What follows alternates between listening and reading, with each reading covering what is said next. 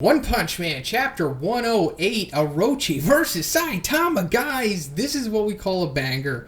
This is truly a remarkable chapter, and I think it's kind of solidifying One Punch Man as the pinnacle of modern battle manga. I mean, I really don't think anything else is above it at this point. And I'm not throwing shade at the other series, but come on. One Punch Man is on another level. It's like dining at a restaurant with 3 Michelin stars. I just can't get over how good this chapter is. And it's not even like this is out of the ordinary. Chapters like this always come around, but then we get this, which is, it's taking something that is already amazing and making it incredible. If that even makes sense. I mean, this is already one of the best chapters in the series. And we're not even near the end of the series at all. We're not even towards the end of this arc yet. This is just kind of like, I don't know, a checkpoint in the story. And if you're curious what I think the 5 best chapters are, check out there on the left. But other than that, let's get into it. So we're finding out why Orochi is actually encountering Saitama in the first place. And it's because of the punch that he landed on Rover, and it totally makes sense. I mean, it was vicious. And Orochi was like, that seemed a little abnormal, so I gotta go check this out for myself. So then he shoots some head spikes at Saitama, and of course he tanks it. But then we're getting like the comical moment where Saitama's like, hey, what are you doing? I'm not even fighting back here. Are you telling me there's more of you? But I just like the whole thing because like Saitama doesn't even know about the friggin' Monster Association. He's all confused by as to what's going on here. He doesn't even know that he's stumbling into like this full-scale war that essentially has the fate of the Earth in its hands. I mean, if Saitama wasn't around, this would certainly be like world domination if the Monster Association were to win here. And it's just adding, that added little comical impact to the series, but tinge of darkness, the special sweet spot that one is able to hit effortlessly. So then Orochi fires a massive beam from his chest, but this kind of like wakes up Rover, and this is confirming that Rover did survive Saitama's punch. So yeah, we all knew that this was going to happen in the webcomic. This is, a big thing that has been sat on for so long. Especially in all the debates that we've been having with Overgrown Rover, especially you guys who have just followed the manga, it was kind of hard to accurately get the point across that Rover is pretty OP, but it's weird now because the webcomic kind of downplayed Rover, but also at the same time it kind of made him really powerful. But in the manga, before all of this, in chapter 91, he was easily one of the strongest monsters we have ever seen. Tanky, full out offense, crazy projectiles. But now it seems like the significance of the punch that Saitama landed on Rover is kind of diminished, at least slightly, because it's totally confirmed in this chapter that he was holding back. And that wasn't really made clear in the webcomics. Saitama just kind of showed up and he was like, you need to quiet down at light.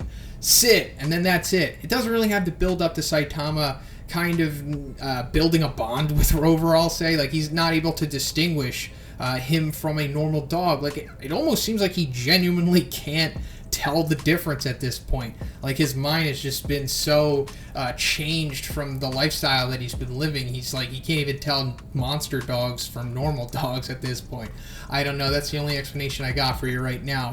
But now Rover seems to be not as tanky as we originally thought, because we were kind of putting a lot of weight on that punch that he took from Saitama and the fact that he can go on afterwards and live through it. But now it's kind of like, it's definitely not a normal punch, and we are finding out in this chapter that there totally is a difference between a held back, a restrained punch and what is now a normal punch. And we always knew that there was like, a standard punch from Saitama, one that he uses to monsters to explode them. Then of course the serious punch. And now we have the restrained punch. So I like that there's the disambiguation, or should I say the further disambiguation to this whole set of Saitama's moves. And then we get one of many awesome comedic moments in this chapter, of course, when Orochi's like, Overgrown Rover, you're still alive. Kill the human. And then Saitama looks at him, and Rover's like, nope, and just gets out of there. Wow, I love this so much. Of course, this doesn't happen in the webcomic, guys. None of this happens in the webcomic, let me just mention. This chapter is completely exclusive to the manga. But yeah, I just love it so much. So now Rover is back in the story. He ran away, so what's going to happen with him after this point? your guess is as good as mine, because like I said, things are changing from the webcomic, so it might not even play out the way that it does, but we'll see what happens. But I'm glad Rover's back in the story. I think he's one of the more interesting monsters, especially because, you know, he's kind of being redeemed here, I guess, you know, because he did die, but now he's back, and Saitama kind of sees him as an actual dog. So he's kind of having a similar redemption to that of Hellfire and Galewind, you know, because they're back too, but then they like immediately had like a comedic resurrection, I'll say, to take the edge off of them in a way. And I think this is kind of serving the same purpose. So expect Rover to be back in the story. And then we get the awesome line from Saitama with, "I'm going to give you a normal beating." And this is just like what I've been saying. It's just this mixture of comedy and coolness that like one is so good at producing, because like a normal beating sounds funny. But to us, the readers, we know that a normal beating means that Saitama is going to destroy you, and likely the city will suffer collateral damage because of said normal beating. So I love it. Like this chapter is such a powerhouse, not just with the action, but with the dialogue and just the sequences in general. Man, I just love this so much. I'm sorry if you're getting annoyed by me gushing over it, but you knew what you signed up for when you clicked on this video, if you are familiar with me. But then Orochi says something pretty interesting after this, and I'm not sure what to make of it. So he says, "The monster cell in my body has become restless. So it was this man after all." And we'll go into more about that afterwards. But the monster cell, what does that mean? I'm assuming that there's more to this translation, possibly. And I'm not throwing shade at HDX514, the guy who graciously translates these mangas for us. It's just that he kind of does it quickly so that we can get it quickly. And sometimes his translation differs from the later ones that we'll get. So maybe this is just means something different, or maybe it literally is this translation and he is correct in what he assumed this is being said here. But I guess it means that Orochi ate a monster cell, but then I thought the monster cells come from Orochi, although that is never stated, at least not to my knowledge. Like, I specifically skimmed through this damn manga to find the part of the story where it says that Orochi produced the monster cells, or just simply where the monster cells come from. Other than that, to my knowledge, it's implied that Giro just made them, was able to synthesize these things somehow, but on the wiki it says that they are produced by Orochi, so I'm not sure where they got that information. But either way, monster cell is mentioned here. Maybe they'll go more into it, maybe they won't. But let me know in the comments what you think about this. I assume that he's just talking about like the core of him being a monster. You know what I mean? If that makes sense, like the monster inside of me, or me, the monster, the cell. I don't know. Just something is being triggered here in an exciting manner from the presence of Saitama. So then Orochi starts connecting the dots, and he realizes that it was in fact Saitama that took out Goketsu and Elder Centipede. But he also says the rumored monster of Ghost Town on the surface. So that's kind of odd. I assume he's talking about Kanbu Infinity here, right? Because that's the only monster that was really definitively labeled that. The only other guess is Energizer from the third audiobook, but I doubt he's talking about that because that's way too esoteric of a monster for like the typical manga reader to know of, unless he's just kind of throwing a little Easter egg out there or a deep cut for us hardcores. I doubt it. Pretty sure he's talking about Kanbu Infinity here. And it's possible that Kanbu Infinity is also representing just Deep Sea King in general, you know, maybe. But regardless, that got the attention of Orochi, which is news to us. So that's kind of cool. But also, I just like that there's another character that is suddenly discovering that Saitama is the one above all, or, you know, close to it. Orochi hasn't really come to that exact realization at this point either. But still, it causes Orochi to start morphing. And let me also mention that the freaking artwork is incredible in this chapter. Like, man, whenever Murata really decides to go in on something, he goes in. And it's usually the Orochi chapters, because chapter 92 is beautifully illustrated just like this one is. So I guess he takes like personal care and pride into going into a character that deserves it, such as Orochi. But of course Saitama, we can't forget that this is his triumphant return to combat, aside from the one punch that he landed on Rover. This is really like the next fight that Saitama has been in, at least since Suiryu, right? Like the first extended fight that he's had other than just like a punch? I think so, right? So then in a huge shocker, at least to me, Orochi transforms again, but it's not standard. This is like Orochi's meteoric burst form pretty much, and the design of this is amazing. It's one of the best designs of the villains and the characters, just designs in general in the series. One of the best designs I've ever seen for a monster. I've got to say, I felt that way about Brilliant Eagle Mode Phoenix Man, and I felt that way about released Boros and Meteoric Burst Boros, and I feel the same way about Meteoric Burst Orochi. Man, I just love this so much. He just looks so fitting to the role of the big bad, like the biggest bad. Like, Orochi already looked great, and we all loved his design, but wow, I really just keep getting my mind blown by Murata. Like, he just keeps upping the ante and going to the next level when I already think that he's achieved the highest level. So the dialogue from Orochi here is pretty interesting, in my opinion. He says a human who is able to reach the pinnacle of strength of all living organisms. So this is him essentially recognizing Saitama as the strongest, but he's also kind of confused because he says a human who is able to reach the pinnacle. Because before this, Orochi kind of just assumed that you had to become a monster in order to bypass your limits, you know, through monsterification and whatnot, because that's essentially what Giro Giro taught him, and it's pretty much what Giro Giro believes herself. But then it's like, okay, so how effective will that be against me? I'm looking forward to it. So Orochi's kind of creeping into Boros territory here, kind of, with the way that he's acting. You know, maybe like a different kind of Boros, but it's still there. But then he says, will you be able to awaken those faint emotions and my sense of self that is slipping away? So this means two things, in my opinion. One, that he's either just talking about him being a monster and him losing his humanity, and maybe Saitama is making him feel it again.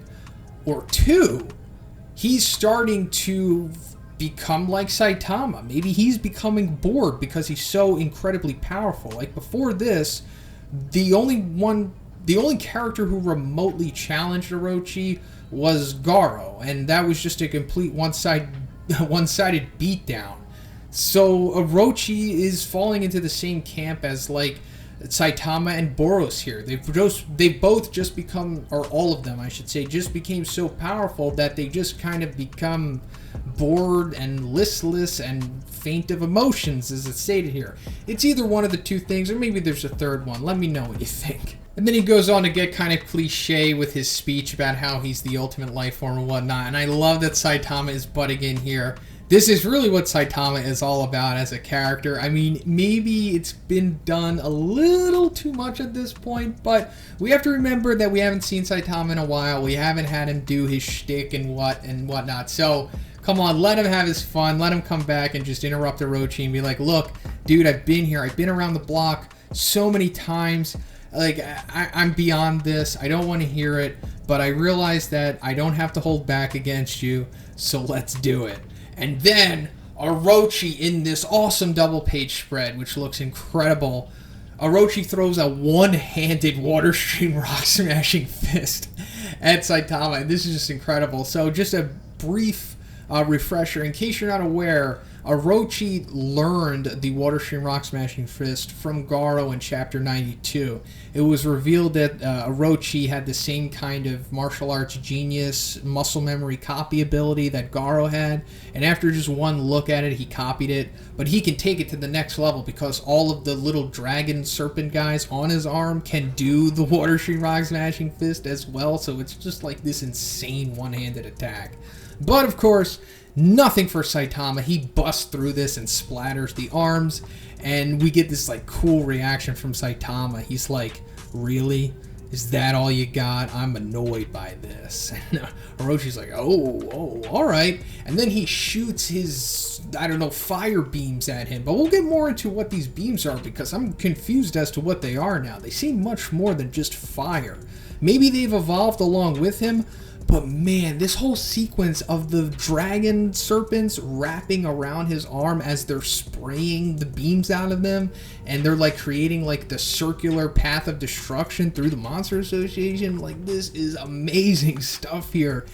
And then they all come together into what is easily one of the best panels of this already incredible chapter, where Orochi's arms come together, or just the one arm, and shoot like that crazy mega blast from them.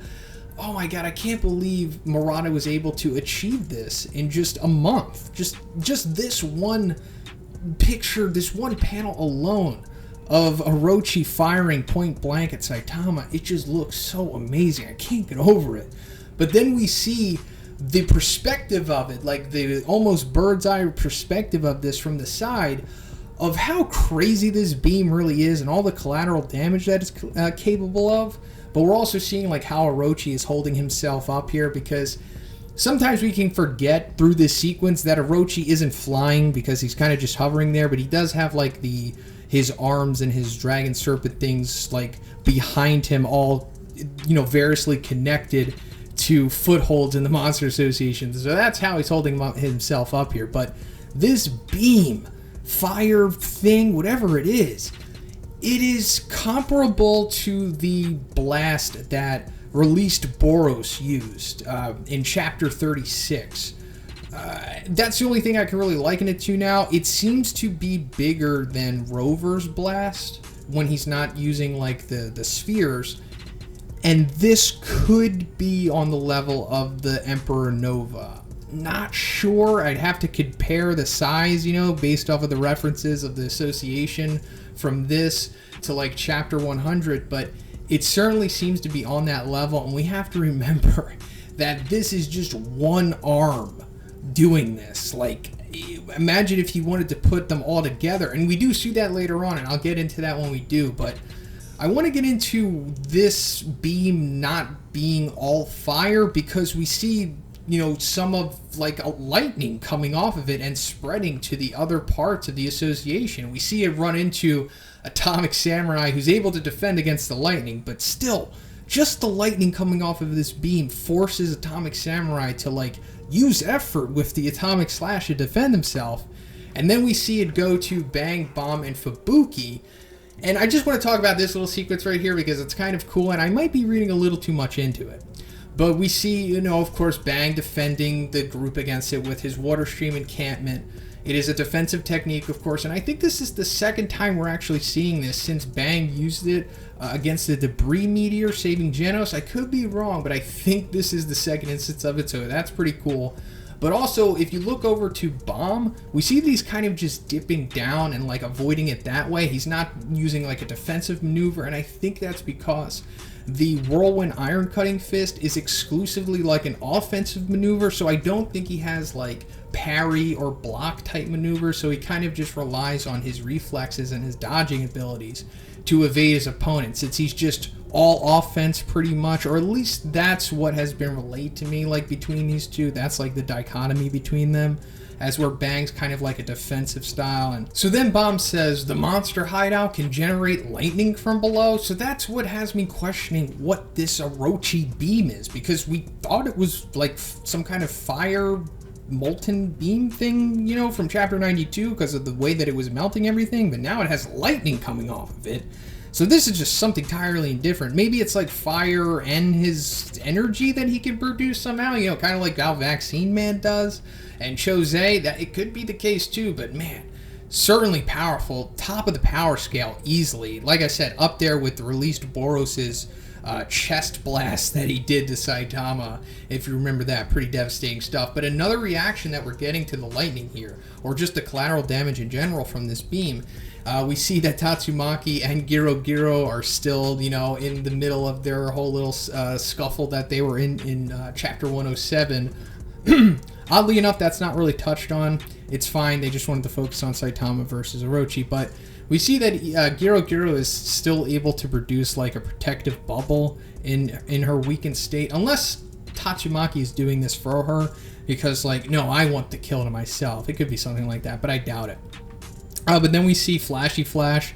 He's getting reacted to it, and like the static electricity from the lightning generated from Orochi's beam is like making his hair stand up. So that's a funny little sequence there. But the next sequence that we're seeing of what is going on the surface after Orochi launched this beam, I think this is kind of proving that this might be above the Millennium Emperor Nova. I mean, it's certainly above the Rover Blast, because the Rover Blast was kind of just making tremors and whatnot.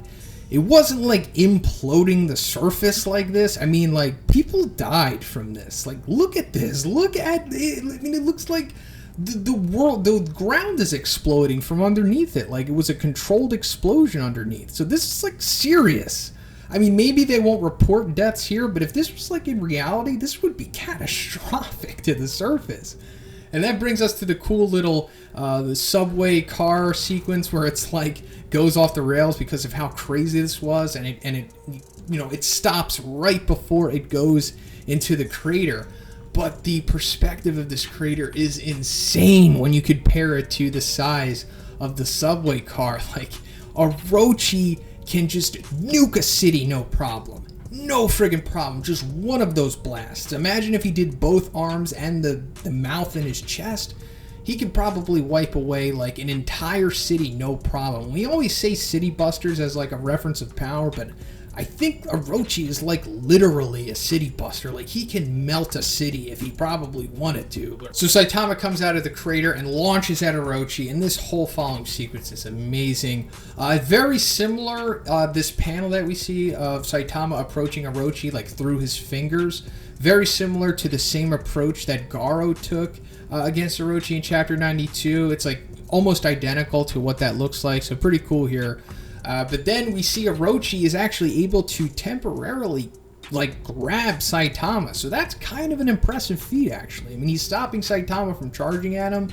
Even if it's momentarily, it's still a feat that probably the other high dragons couldn't, you know, do themselves, you know. But then we get a follow-up panel here, and I'm not really sure what to make of what's going on here. So after Saitama busts out of Orochi's hands that had grabbed him, the following panel, it's like Saitama throwing a punch forward, but then we see like some debris from what looks like one of his horns that was busted off, and Orochi is above him. So I'm not sure what happened here. Did Orochi's head horns get punched by Saitama, but he narrowly evaded being punched entirely? So that's why he's at the perspective, you know, above Saitama. Not really sure. I'm assuming like Orochi just tried to get the high ground on top of Saitama as he was throwing a punch, so maybe he avoided it, but he lost his horns on his head in the process of dodging it.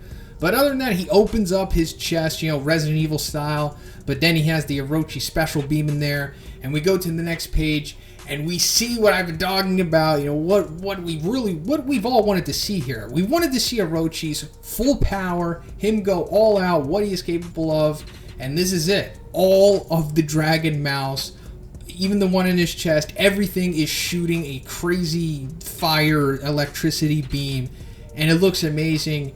Unfortunately, we don't really get to see the end result of this, like how far down it really went, because I think that would be, you know, a better way to scale this to the Emperor Nova and really see how insane Orochi is. But still, just this one attack alone just looks like it's comparable of the Nova. And if Orochi can just do this, that is scary. But also, you know, it's not really anything to Saitama, because Saitama just goes through this no problem.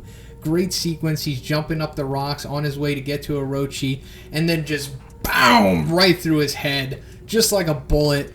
And I just love the double spread. The double spread after this, like, it's just classic Saitama, you know, in like the Superman pose with his arm extended out as he's flying through the head of Orochi, and then the downward perspective of it, we just get Orochi just like dying pretty much, and he's like disintegrating through the hole. So then Orochi's like, what was that? And Saitama says, a normal punch. So this is showing us that, yeah, definitely this was not Saitama holding back. This was somewhat of an earnest punch from him. You know, it's debatable what could be considered an earnest punch from Saitama. Is a serious punch earnest, or is a normal punch simply an earnest effort from him?